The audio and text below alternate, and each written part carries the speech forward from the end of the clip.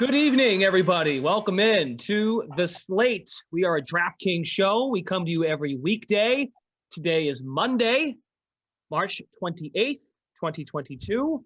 We had the sweat this morning on our DraftKings platforms, YouTube, Twitch, and also on the Twitter stream. So great to have you joining us for our afternoon programming. Brendan Glasheen and Jeff Ulrich. We come to you normally on Mondays, and we are heavy golf today, folks. I know the last couple of weeks we have dived. We've dived in. Dived. Dove is not a word. We've dived into the NFL because of breaking news on the free agency front and also lots of trades, but we're going to be mostly golf today on the show. We'll react to the weekend that was. The Masters start next week, but we also have the Valero Texas Open coming up this weekend with Jeff, a new number one golfer in the world. Scottie Scheffler is your new number one. Some developing thoughts from the weekend after his performance and what is shaping up this week with Valero. Yeah, I mean, everything that happened on the weekend prior to the Will Smith, Chris Rock thing just kind of feels like blurry right now. But Scottie Scheffler, yeah, 3 wins in 3 months, man. I mean, it's crazy. I mean, how the ascent, right? I mean, Scottie Scheffler was a really good young golfer. No one's shocked that he won on the PGA Tour. A lot of people were on him when he won at the Phoenix Open. It's not even so much that he's got like multiple wins now. I think it's more like the fact that we're seeing other players not win, if that makes sense. Like Rahm doesn't have a win this year. Like Berger was close but hasn't won. Xander hasn't won. Patrick Cantlay came close but didn't win. I think it's more of the fact that it's just Scheffler's just like gobbling up all these wins and these other players just aren't getting across the finish line. So I think you're going to see a little bit more of this in golf, I think, over the next maybe even like 5 years. There's so many good young players, and the talent level between a guy like Scottie Scheffler and Xander or Patrick Cantlay, like we saw Patrick Cantlay go on a similar run towards the end of last year. You know, he won a playoff event, he won the Tour Championship, and he grabbed a win at the Memorial. That was like 3 wins in 3 months. It's the exact same thing. Essentially, it's just Scheffler is now vaulted to number one in the world because Jon Rahm has gone through a rough patch, and you know we could sit here and argue like who the better golfer is, Jon Rahm or Scottie Scheffler. I don't really care. I think these guys are all so insanely close, most of them, that you're just going to see guys go on runs like this, and it's going to be like, oh, this guy was like 20th in the world 3 months ago, now he's number one, and you know it's just the way the world golf rankings work. If you get hot and you pick up a bunch of wins. And right now, Scottie Scheffler is just playing with a ton of confidence. He's always been like a really good closer, a really, really like prolific winner as an amateur. So I'm not shocked he's piling up wins. It's just weird that it's all come, you know, in like a 3 month span. So good for him. But you'll see another player do something similar probably towards the end of the year this year too. If only Chris Kirk could just come through one of these weeks for us. I mean, he had his chances, Glash. I don't know what to say. He was actually closer the week at the Arnold Palmer. Right. He blew that. He actually should have won that event. You know, if we're going down the Scottie Scheffler win charts, that Arnold Palmer is the one he really kind of got gifted to him because Gary Woodland had the lead. He doubled. Kirk had the lead on the back nine, and he bogeyed like 3 holes in a row. Those guys blew it. Those guys gave Scheffler the win that week. He earned the match play. There's no doubt about that.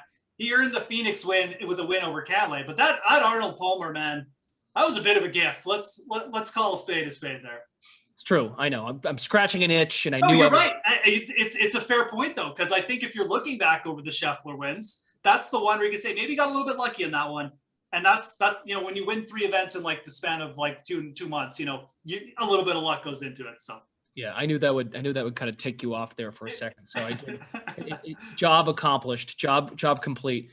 Reading from the DraftKings playbook, Jeff has an article up previewing the Valero Texas Open for this week. Starts up Thursday, of course. You can find all of Jeff's great work over on the DraftKings playbook, dknation.draftkings.com. There's a big write-up for the weekend, and you have some trends that we should keep an eye out for when targeting winners on the DraftKings Sportsbook. Your picks, of course, to finish top 5, top 10, and outright winner, and also when you consider players for the DFS side of things. Of the past 10 Valero Texas Open winners, only 5 have recorded a top 10 or better in a PGA Tour event in the same year.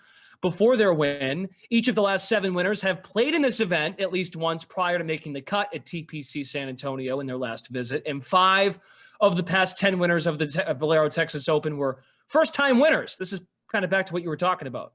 3 of the past 4 winners, first-timers as well. So it just speaks to the parity right now and how you got to look careful outside of just those top couple of guys, right, in terms of favorites. Yeah, and I mean, this is one of those events where we don't get like a strong top of the field. The guys who are here at the top of the field may be looking a little bit past the event. So it's typically one of those wide open affairs where some of these good young ball strikers will come. It's a tough course too. Like, you've got to be striking the ball well. And I think that evens the playing field a little bit for the guys who aren't necessarily as good, as consistent around the greens or on the greens. So, Corey Connors picked up his first win here a few years back. Andrew Landry did the same thing. He's a really good iron player when he's playing well. He isn't playing well all that often, but when he is, he's a good iron player. And we've seen that, Kevin Chappell, same thing. Used to be like really solid iron player. He's kind of fallen off because of injuries, but all just like really good iron players who just like had a decent week around the greens here. And it tends to be one of those events where players like that just elevate because, they're not as intimidated by the players at the top. I think that, it's more of a relaxed atmosphere compared to like the players where the pressure is just ratcheted up and the money's so big. I think these players like in that sort of tier come here and they're just freewheeling a bit this week. So I look for players like that and potentially just other players who haven't played that well just to potentially turn things around. It can be a quirky event. Like, we get a lot of weird results here, but it's a good course. It's a tough course. It's 7,400 yards, typically plays like in the top 20 hardest courses on tour. And it really, really plays to players who are just really good, tee to green. You need good long irons and you need to be good around the greens as well. So, when talking about rostering players in a DraftKings contest, you are encouraging folks to get up to Rory McIlroy. He's at 11,200, your most expensive golfer on this slate. Yeah, I mean, you look at like what Rory's done this year. He's basically put together 5 top 20 finishes. Then he had the Players where he was like T33. The Players, I mean, I don't even really care. The fact he made the cut is great. It was just a weird event with high variance because of the wind. Rory's been pretty good. Like, he's been hitting his irons pretty good. I think his putting looks very confident. And yeah, you could definitely make the argument that like Rory's going to be looking ahead to next week. But part of looking ahead to next week means you get in a really solid 4 rounds here. Like, I don't think Rory is looking ahead to the fact where, if he starts off with like 2 bogeys, he's going to be like, oh, fire up the jet, I'm going to Augusta. Like, no, he wants to play 4 rounds. And I think that's what you need to understand here. And Rory is typically a guy who like, he doesn't withdraw or anything like that. Like, he will grind it out. He will make you like some birdies by the end of the week. And you look at this field, him and Bryson are number 1 and 2 in terms of like long-term birdie or better percentage. And Bryson's fine too. Bryson's interesting from a GPP's perspective. I don't hate anyone who would like, grab some of Bryson this week, because if he figures it out a little bit and he scrapes by with a made cut, his weekend could be really good for fantasy purposes. So it's a way more boom or bust play. But if you're asking what you should do, yeah, I think you should pay up for Rory. I think you should absolutely should. He's probably going to be a little bit chalky. That's fine. We'll find somewhere else to differentiate, but answer would probably be like my second choice. Like, if we're going in the top 4 and we'll just say we'll cross out Bryson for now, answer would probably be my second choice. I'm not convinced Spieth is anywhere near the top of his game. He's been changing swings and stuff a little bit. It looks like Hideki is fine, but he's got like the dinner and Augusta to prepare for. And I don't know. I just feel like McIlroy, Answer probably the 2 guys, and with only a $900 difference, I'll take Rory. Very good. Looking up and down your articles some more here. So when you mention, and you do this weekly, when you mention like horses for the courses, or you even look at guys in recent form, how do you weigh each of those 2 categories event by event? So for this event specifically, how are you? Which has more weight in terms of trying to consider those mid-tier value guys? Whenever you're looking at course history, like regardless of what event it is, I mean, sample size is generally the biggest thing. Like if a guy has like 4 finishes, and he's got like 1 top 10, and he's made the cut the other 2 times. I mean, it's not that big a deal. Like, with course history, you could even make the argument you shouldn't be looking at it too much, but I do like to look at it. I like to look at guys with larger samples who have either made this a regular stop or just show trending towards in some kind of category that, they're comfortable here. Like you look at a player like Corey Connors, he's gained strokes putting here, multiple strokes putting here the last 2 years. And like Corey Connors isn't a player who gains strokes putting much, any event, anytime. So I think that's significant. Things like that. You kind of take a peek at and say, okay, well, this player has played here. He's played a lot on these style of venues. And I think you can weigh it a little more. Like Charley Hoffman has one of like the biggest like course histories at this event that you could possibly find throughout the PGA Tour. He's finished runner-up at this event, I think 3 times now, and he's won it. And he's just a player who feels comfortable on this course. He likes, the way it plays. I think it plays a little bit tougher, which he likes. But also, I just think it's his style of event. Like, you see players like Hoffman just elevate their games at certain weaker events, and I think this is just one of them for him. There's other players like that in the field, too. So, like, Chris Kirk has finished top 10 here multiple times. And I don't think this is necessarily a course where you have to, like, pick one style over the other. I think guys will just kind of gravitate towards this. They kind of like the setup. It does challenge players a little bit with like longer irons, and some players will just have come here and played really well. And some players, have been a little bit more hit or miss, but like Hoffman, Kirk, off the top of my head, definitely 2 of the best. And Connor's another guy who has just trended very well. I mean, obviously, picking up a win here on like I think the second time he's played it in his career. So yeah, it's kind of fed just to like a certain group of people, but course history is always something you need to be considering. Don't just like, base it off of like one decent result or something. Try and look at guys who've been consistently pushing for like high upside results at a venue. The Oaks course at TPC San Antonio, you noted in your article as well. Again, we're looking at the DraftKings playbook, a write-up for this weekend's event on the tour, the Valero Texas Open. You note that it's a par 72, one of the more challenging par 72s on tour. Have we found out what the wind situation is looking like this weekend? I mean, I guess that's tough to tell on Monday when it will be Thursday. I get that. But as you've noted, it hasn't been too much of a factor the last handful of years. The last few years, yeah. I think it was back in 2015. We actually had one of like the craziest wind splits probably ever for a PGA event. I think it was like 50 mile per hour, 60 mile per hour winds in the morning. And then in the PM, it basically just died down to nothing. So you basically had almost everybody in the AM wave miss the cut. It was crazy. I don't think anything like that is on tap for this week, but there's definitely going to be wind. It's Texas. It's always a little bit windy around this time of year at this course. And this week, it looks like Friday afternoon could be something to watch. It could get up to like 20 plus miles per hour. Nothing crazy, but I think Saturday is the day where you see the wind really pick up a little bit. Not crazy. Like, we're not talking like the players, but it's definitely going to be a little bit of wind out there. So, all in all, it's going to be really hot. That's something else to consider. Like, I think that actually might favor the young players a little bit. But going to be hot. Definitely will be some Texas wind worked in. And I think it's going to play pretty tough. Like, I'm expecting this course to play really firm, really fast too. I think you'll see guys like hit it through the fairway a lot.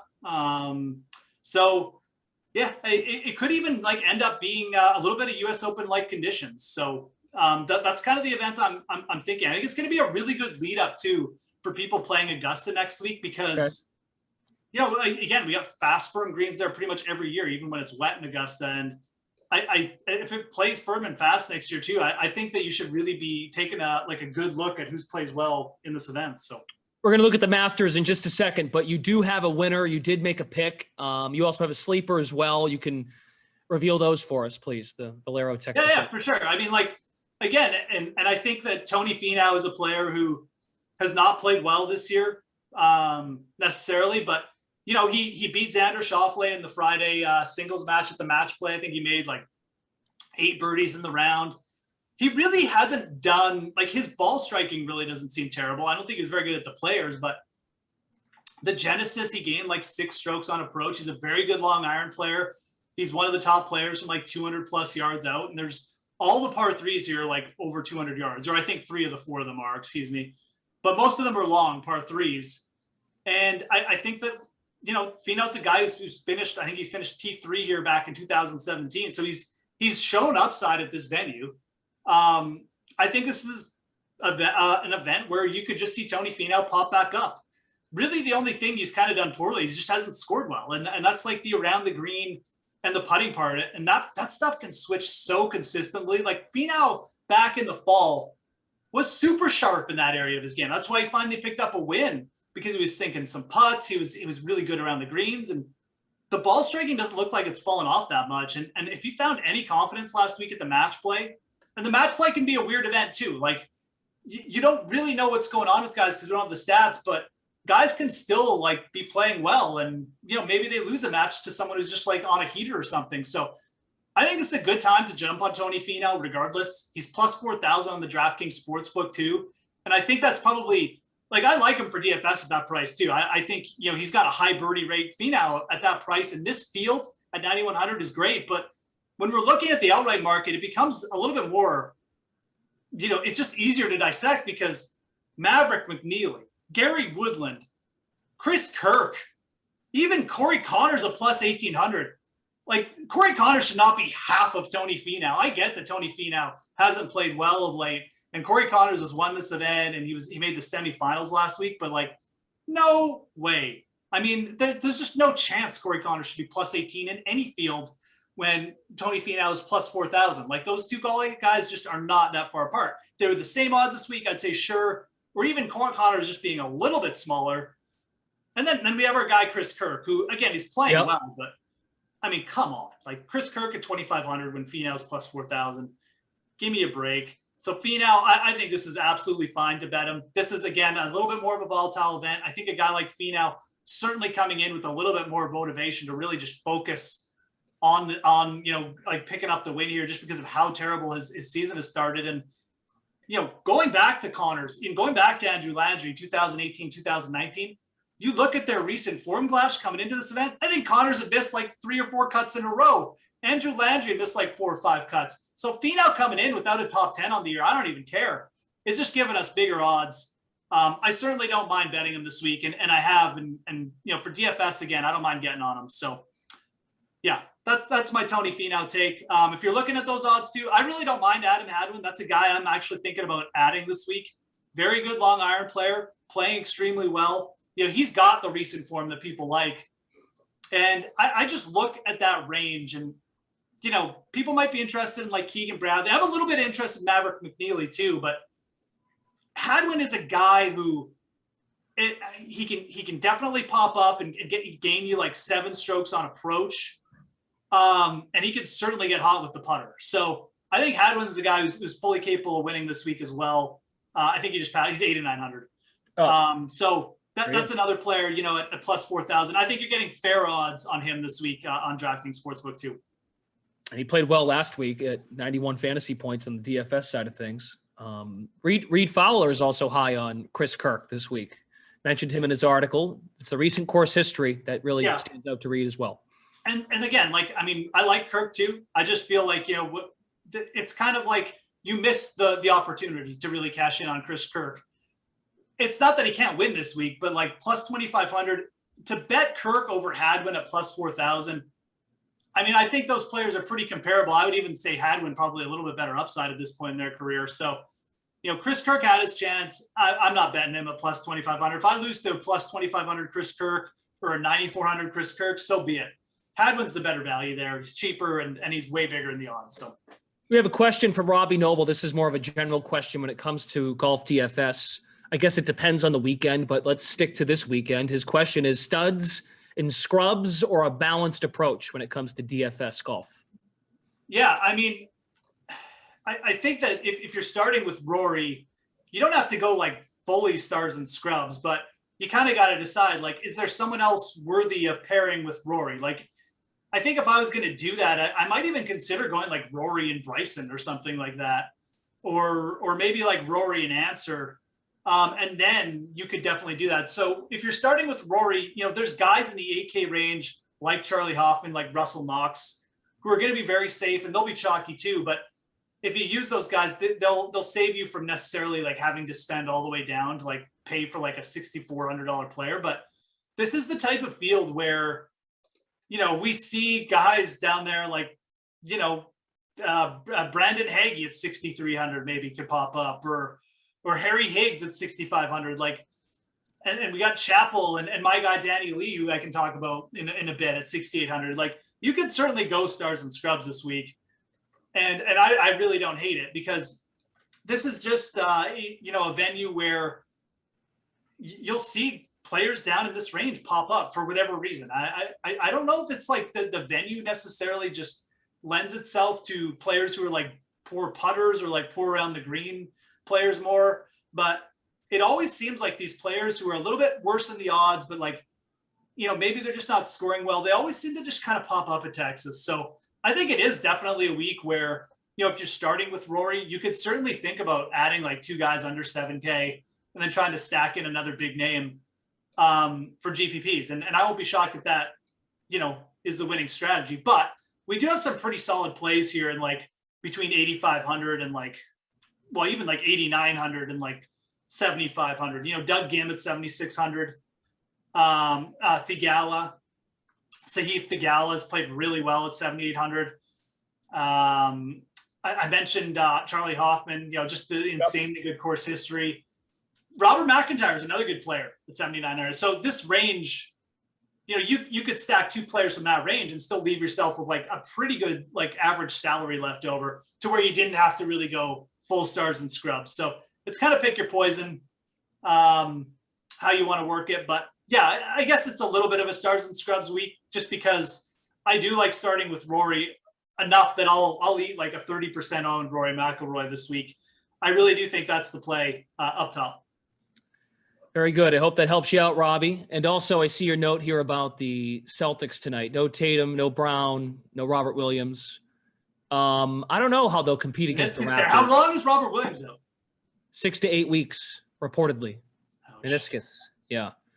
Desmond's now meowing. Is that Des? Yeah, you heard that? Okay, the mic's picking it up.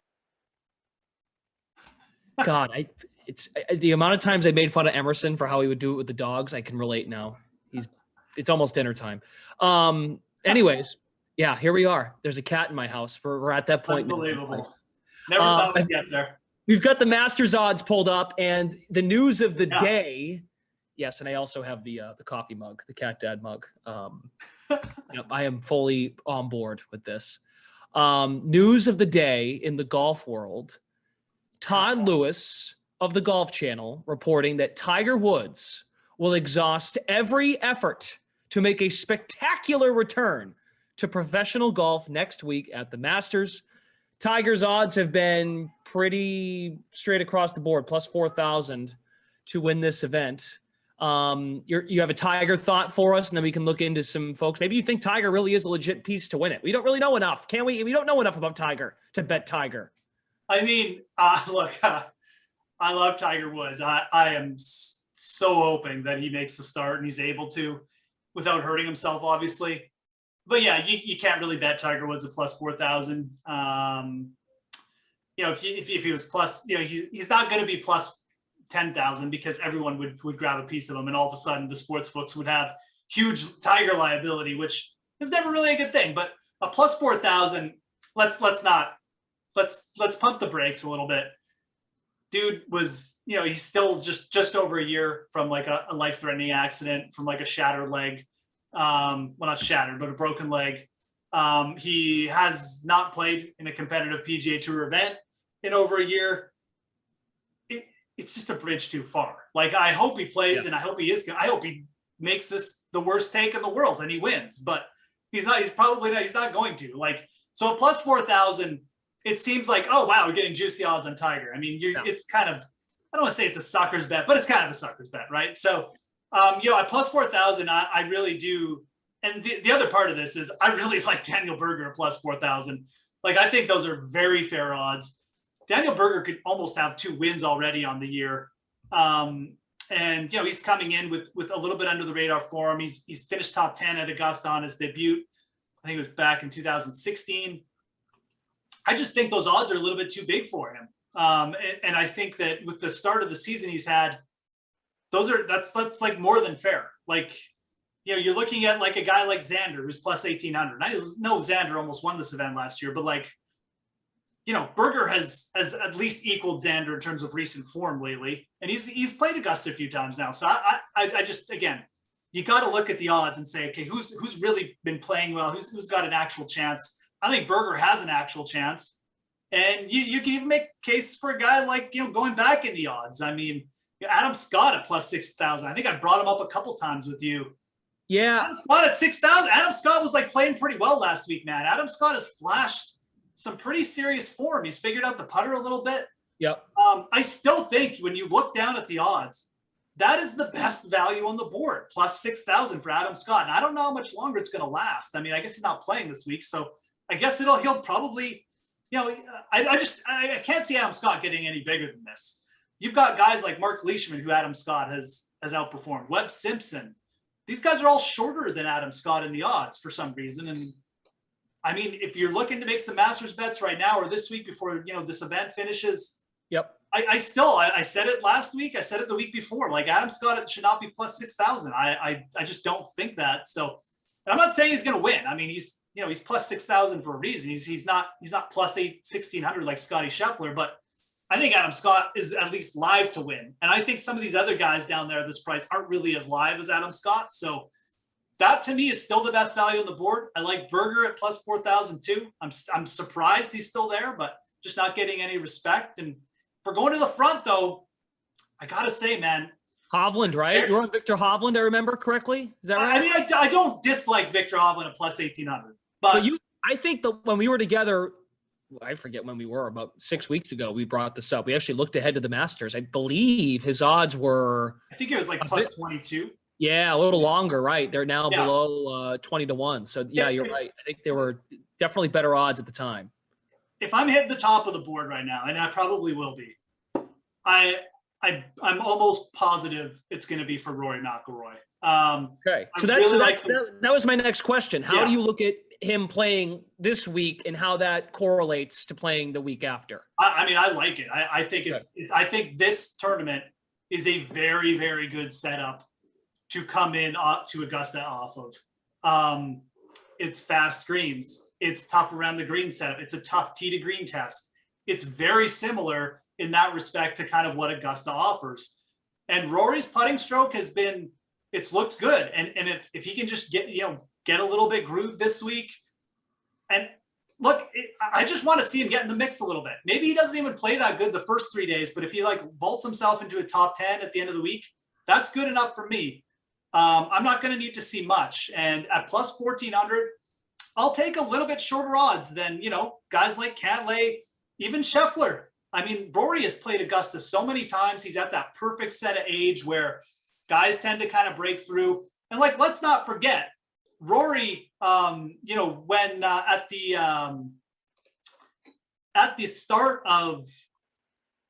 Arnold Palmer, excuse me, is what I'm trying to say. He was in contention with Scheffler there too. He was playing well. So yeah, to me, this year is all about Rory. If I would love to get plus 1,600 or even plus 1,800 on Rory, but even at plus 1,400, man, just with where everyone else is, I'll push my chips in on him. That's how I'm standing right now. I'm still leaving myself the out that we have one more event and things could change and maybe Rory just shoots 80 on Thursday or something. But that's how I look now. I really feel like this is Rory's year, and I really like the lead. And let's not forget, he's got 2 wins, over the last. Sorry, go ahead. Or sorry, does he have? No, he does have a win. Now I've lost my thought. As Glash goes to deal with this cat. But yeah, I like the way Rory was coming in. He's got 2 wins over the last year on the PGA Tour is what I was trying to say, and one fairly recently in the fall. So I think that he gets a little bit of confidence in that putting stroke this week. Again, on faster greens. He didn't putt well at the Players, but he was putting really well at the Genesis. I think he finds any confidence with that stroke. I think this is Rory's year, man. So how's Des doing? Is he good? He's fine. It's not great when I'm home alone and it's almost dinner time. What's he just doing? He's just meowing a bit? That's okay. Yeah, he needs to quiet down. I'm working. Sorry. I know. I feel distracted now as well. And I've been good about muting my mic before doing that. So very good. Now, my next question would be, and this is how we can wrap, I suppose. What if a player does not play well at Valero this weekend, and then they're in the Masters next week? So for example, like Finau is at plus 3,500, and you like him to win this week. What if Finau doesn't play well, and do you still like his odds might elongate now going into the Masters? Yeah. So I think in those circumstances, like, I don't think you need to write the player off for DFS necessarily. You want to see how they're missing the cut. If Tony Finau comes in and he smashes the ball and he gains like 2 strokes on approach over the next 2 events or over the first 2 rounds, but he's just a mess on the greens, I'd probably would be more apt to give him a chance from a DFS perspective. I wouldn't bet him in the outright odds because I just think that, coming into Augusta without like any confidence on the greens isn't good. Maybe you can switch it around enough to make the cut and make you some birdies on the weekend, but I'm probably not going to dip down on the outright odds. And I think that goes for a lot of players in play this week. Guys like Jordan Spieth, even Hideki, like if you're looking at him, I would probably say like, I want to see at least something from some of these guys. So Rory's the guy I definitely have my eye on. I think a lot of people will, but there's a few other players in this field. We should keep our eye on. Don't forget too, like players like Jason Day, Ricky Fowler, like they can qualify with the win here too. So that's something to keep in mind. But no, I'm not super interested in betting anyone other than Rory in this field. Like Finau might become interesting if he played well this week, I guess. I would at least consider it.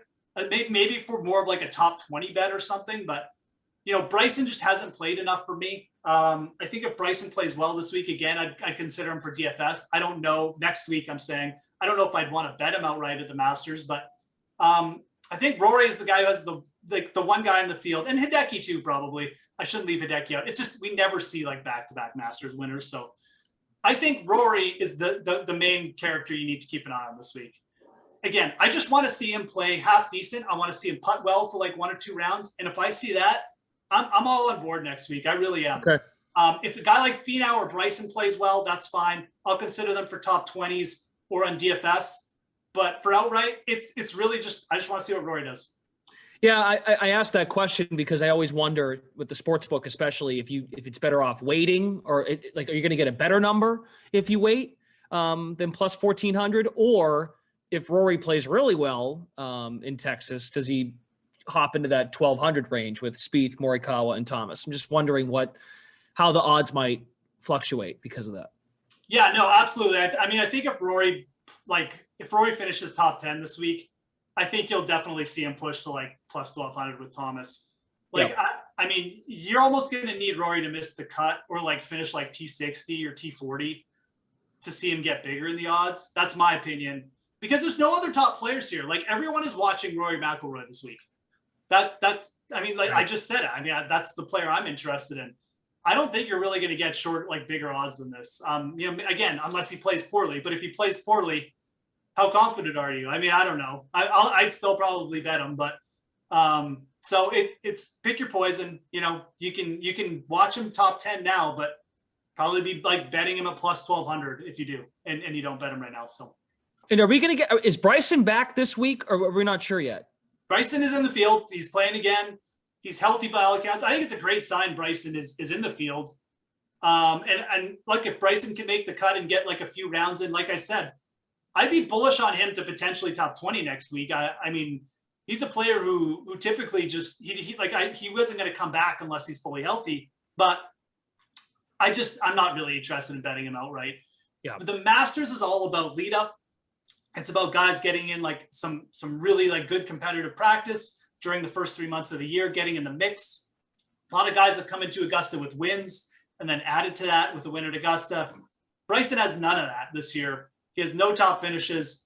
I just think it's a bridge too far. So I hope Bryson plays well. Like I said, maybe you could get some good like props on him for top 20, or like just play him in DFS. I'd like a low ownership, but I'm not really interested in him and betting him at Augusta. He's also only plus 2,000 at Augusta. Like you've got, I already mentioned Berger. I won't go there again, but even like Hideki, I'd probably rather bet than Bryson right now. Okay.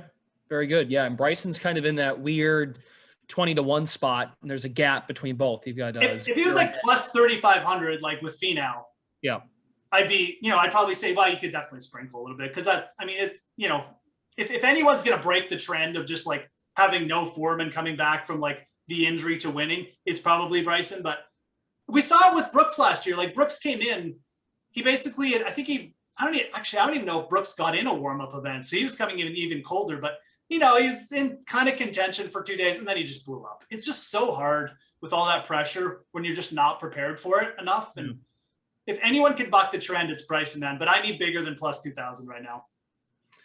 All righty. Once again, we have the Valero Texas Open this week. It starts up Thursday. Plenty of more coverage from Jeff Ulrich, Reed Fowler. You can find their work over on the DK Playbook. Jeff has the golf cheat sheet up right now, dknation.draftkings.com. And of course, leading up to next week, the Masters, we'll have plenty coming your way on these shows. The Sweat, this is the Slate. And we'll have that, of course, here on Twitter, the Twitter stream, and also on the Twitch and YouTube channels of DraftKings. That's going to do it for us today. Adam Kaufman is in tomorrow with Shirag Hira and Matt Meiselman. They will bring you an NBA show tomorrow. And like I said, Wednesday, more golf coverage with the golf guys, Emerson, Jeff, and Reed. And we'll get you ready to go for the Valero Open, and then get you, again, we'll look even more into the Masters. So thanks to Eamon and Daniel behind the scenes. For Jeff, Brendan Glasheen saying so long, and we'll catch you next time. Thanks for watching. Yeah, thanks, dudes.